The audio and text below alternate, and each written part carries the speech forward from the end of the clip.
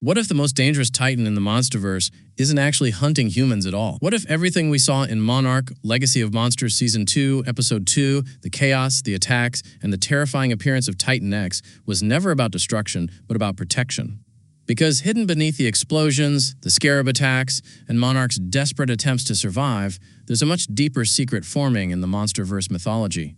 A secret that could completely change how we understand titans themselves. But before we dive into this mystery, consider this your official spoiler warning for Monarch, Legacy of Monsters, Season 2, Episode 2. If you haven't seen the episode yet, now is the time to pause, because from this point forward, we're unpacking everything, including the ending, the hidden clues, and the deeper meaning behind Titan X. And trust me, the episode is doing something far bigger than it seems. Because at first glance, Episode 2 feels like a continuation of the disaster from the previous episode. Kate opened the portal to rescue Lee Shaw, and in doing so, something ancient slipped through from the Axis Mundi. That something was Titan X. The result was catastrophic. Natalie Verdugo, Monarch's leader, was killed, leaving the organization shaken and directionless. A creature from beyond their understanding had entered their world, and suddenly Monarch had a problem far bigger than any Titan they'd faced before. But the real twist of the episode isn't just the present-day chaos.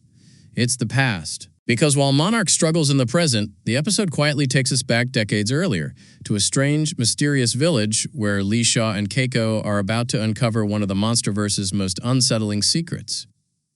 For most of the flashback storyline, the tension builds slowly. Lee and Keiko explore the village, speak with the locals, and begin learning about a strange legend that the villagers once believed in. A titan summoned by ritual. But over time, the villagers stopped believing in the myth. The tradition faded. The festival became nothing more than a cultural memory, until something began moving beneath the ground. One of the most eerie moments in the episode happens when the earth suddenly comes alive.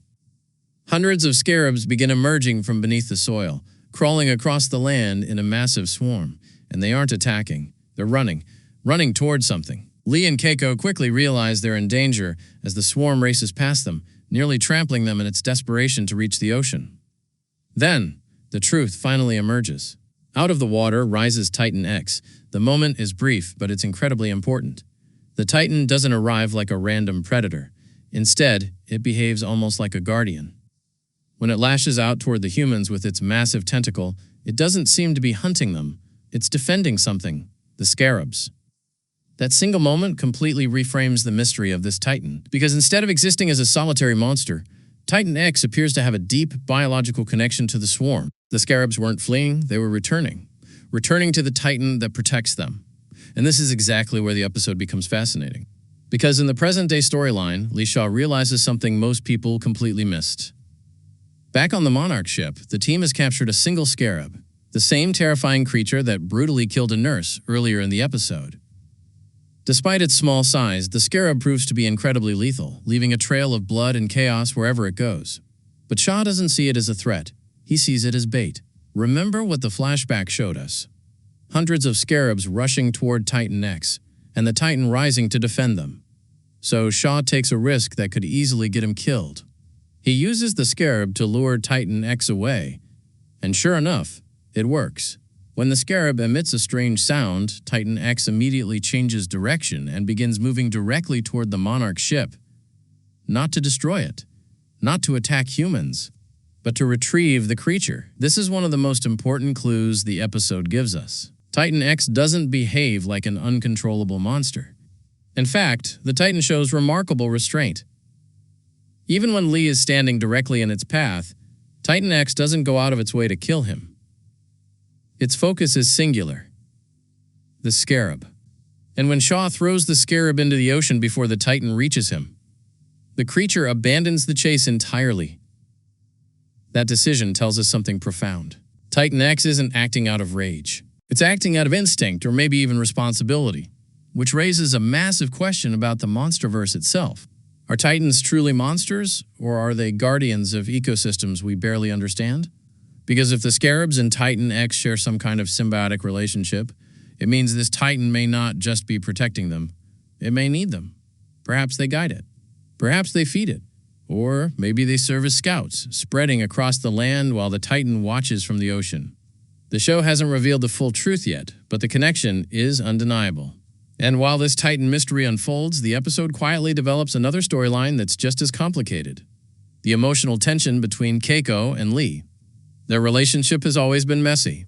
Keiko is married to Billy, yet her feelings for Lee have never fully disappeared. Season 1 already hinted at this emotional triangle, but Season 2 is clearly digging deeper into it. During the Village Festival, surrounded by dancing, music, and celebration, the two share a quiet moment that brings back memories of their past. A flashback shows them kissing. It's subtle but powerful. The show is reminding us that their bond never truly faded. Even decades later, the emotional weight of their connection still lingers. And that tension may be more important than it seems, because their relationship mirrors another complicated dynamic in the present-day timeline: the relationship between Keiko and her son Hiroshi. The series appears to be drawing parallels between generations, showing how unresolved emotions can ripple through time. And that brings us back to Monarch itself. With Verdugo gone, the organization suddenly finds itself without a leader. For a moment, it feels like Monarch might completely lose control of the situation. But then, the show makes a surprisingly smart decision. Tim becomes the new head of Monarch. At first glance, this might seem unexpected. Tim wasn't exactly the most confident character in Season 1. But that's exactly why the promotion works. Tim represents the bridge between Monarch's past and its future. He understands the original mission of the organization: the idea that Titans aren't just threats, but mysteries worth studying.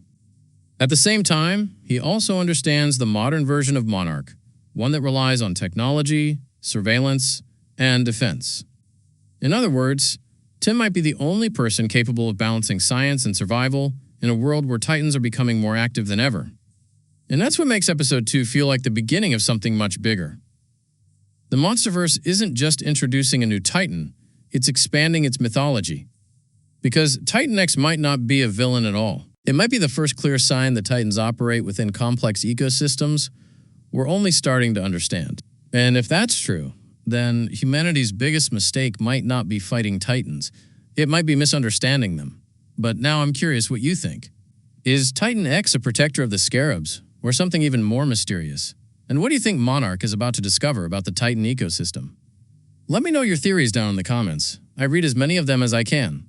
And if you enjoyed this deep dive into the MonsterVerse and want more breakdowns like this, don't forget to subscribe to the channel so you never miss the next mystery we uncover. Because the deeper we go into this world, the more secrets we realize we're hiding there all along.